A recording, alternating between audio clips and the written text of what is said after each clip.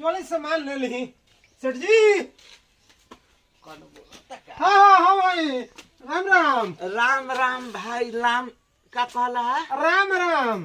अच्छा राम राम कहला हाँ, है ना हमारा बुझाइला कि कहला है लाम लाम। ना ना ना हमने कुछ सामान तो चाहिए। मकान सामान सामान सामान हो सब खाए खातिर ना अभी बनल नहीं खे। हट, सामान दुकान तर इहे जौन बा तहन बा का कही हम ई जौन बा इहे दुकान बा। अरे राशन राशन भाषण ना राशन राशन चाहिए। शासन तो नीतीश के चलता है घरी। राशन नहीं समझ आता। अच्छा एक काम करो मिर्चाई बा मिर्चाई मिठाई ना मिर्चाई मिर्चाई हई हे बा एगो लड्डू चलता इहे मिठाई बा हमारा भी केने बा ओहो लइकन का जाने केने ध देले हमेशा। रुकी रुकी सुनी हाँ बोली कौन सुनी ला ना अहा ना ना हाँ तो सुनी मिर्चाई सब्जी में डाले वाला मिर्चाई सब्जी में तरकारी में डाले वाला सरकारी ना सरकारी नहीं के जौन प्राइवेटे बा। तरह के दिमाग खराब हो जाता। अच्छा थी बा बिस्कुट तिलकुट हाँ बा no. बिस्कुट बिस्कुट पाँच वाला आँच कहाँ से आगे नहीं खेलहरत जा आँच कहाँ से। बट अब बेटवा कहाँ हो तू आ गई दुकान में सुनाई देते न खबर बहिर हो ना गहिर कहाँ बा काले तो माटी भरवा के सब अथी कैले रही।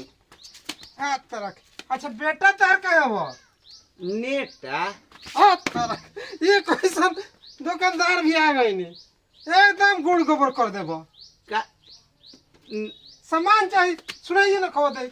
दुकान तो बोली ना का दही दुकान में तो रउआ आइले बानी। है ना चाहिए बिस्कुट खाए वाला आए बिस्कुट खाए वाला सब कुछ बिस्कुट बिस्कुट हाँ। बिस्कुट अच्छा है तो कही ना बिस्कुट तातना महाराज चिचिया तनिका ना दे दो पैकेट आए दू हाँ पैकेट दो पैकेट बिस्कुट दू गो पाकिट हाँ बा देखी ना एगो हे बा एगो में हे हाँ तरह कैसन है यार आए बिस्कुट कहली बिस्कुट अच्छा बिस्कुट दी हाँ। अच्छा और देखनी पुर्जी कोची कोची दले भी मलकिनी है। हाँ है नु है दे दी हाँ दी अच्छा। दो पैकेट रखे जा अच्छा। बाद में हिसाब हुई। और एक चीज दी रिफाइन आए रिफाइन फाइन रिफाइन फाइन पूरी छाने वाला दूरी में दूरी ना पूरी पूरी या का के एथी गरम मसाला के पूरी या एक तरह के पूरी छाने वाला रिफाइन तेल जेल ना हम जेल ना जा दादा। कहाँ भेदल मुल्किनी है दोसर दुकान हम बुझाते जाए पड़ी। आए दोसर मकान है क्या एगो बगल में बा। अच्छा छोड़ी शैम्पू बा हाँ टेम्पू हौ रखले बा हौ लइका बा हौ गुमटिया बा नो करे टेम्पू बा दूगो। अब लागत है कि वह टेम्पू धर के भागे पड़ी दुकान में से। ना बैठी कहाँ जागी मत जाग का रउआ तो जागल बानी ना भागे पड़ी जागे परी रात अरे में। बाप रे बाप। अच्छा छोड़ी अगरबत्ती दी मोमबत्ती ना तो दिवाली में आई रे खत्म बा।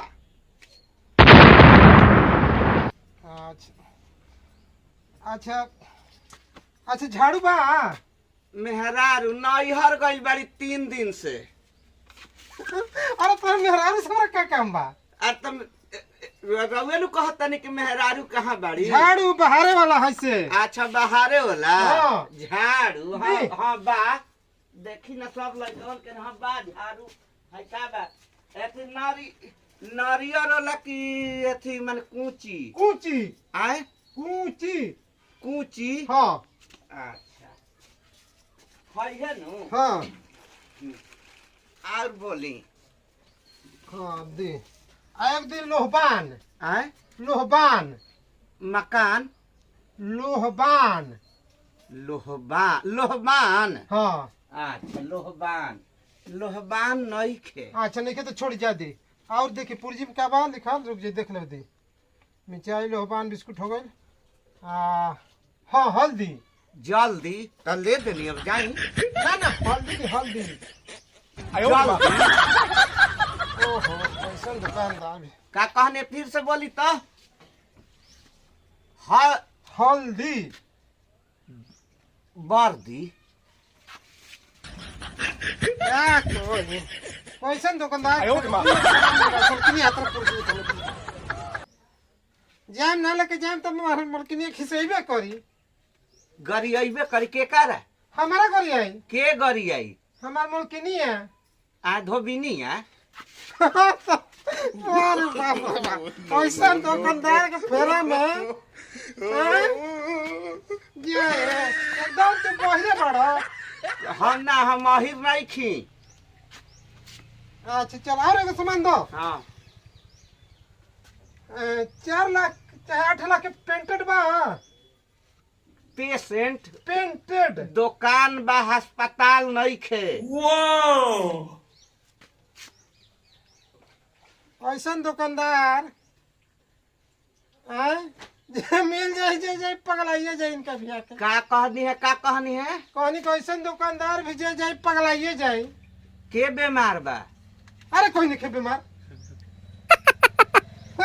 का मंगनी है फिर से बोली ना अंतिम में का मंगनी है 4 लाख चाहे 8 लाख के पेंटेड बा। पेंटेड 2 रुपया के बा। हाँ तो दी। तरावा 8 लाख के मांगा तनी 4 लाख के कहाँ बा 2 रुपया। हाँ तो दी 2 रुपया दी। 2 रुपया के दी अच्छा ठीक बा 2 रुपया पेंटेड क्या ला? 2 रुपया के बा लेकिन हाँ दो।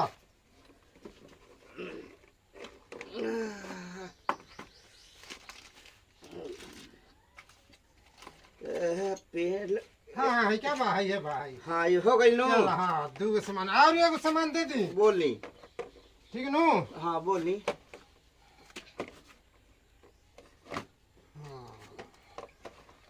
मिर्चाई तो ना मिलल।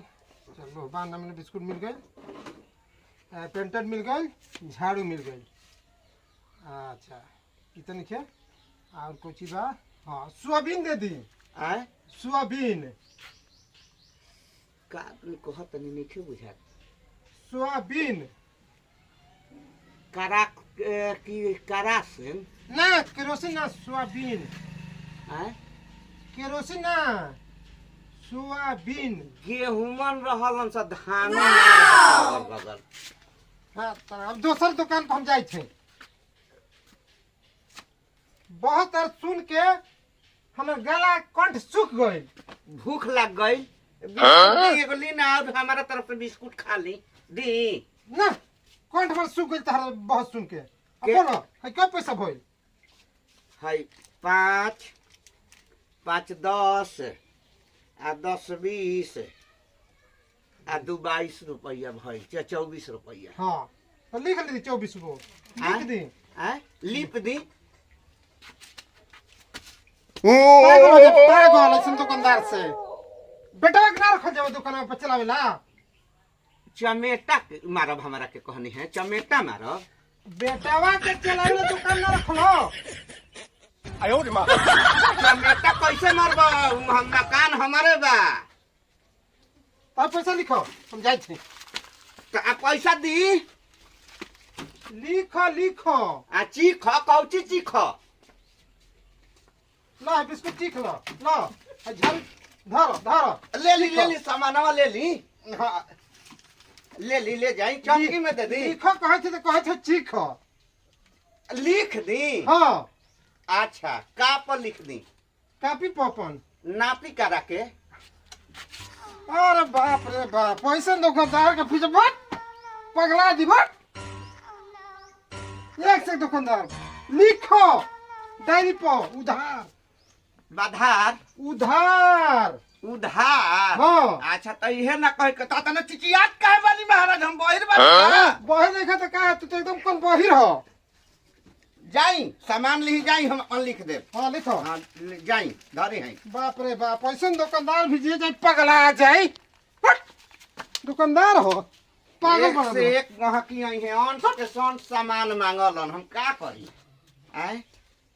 आ हम भाई तनी कान से बहिर आदमी हई हम तनी कम सुनीला जाए दो।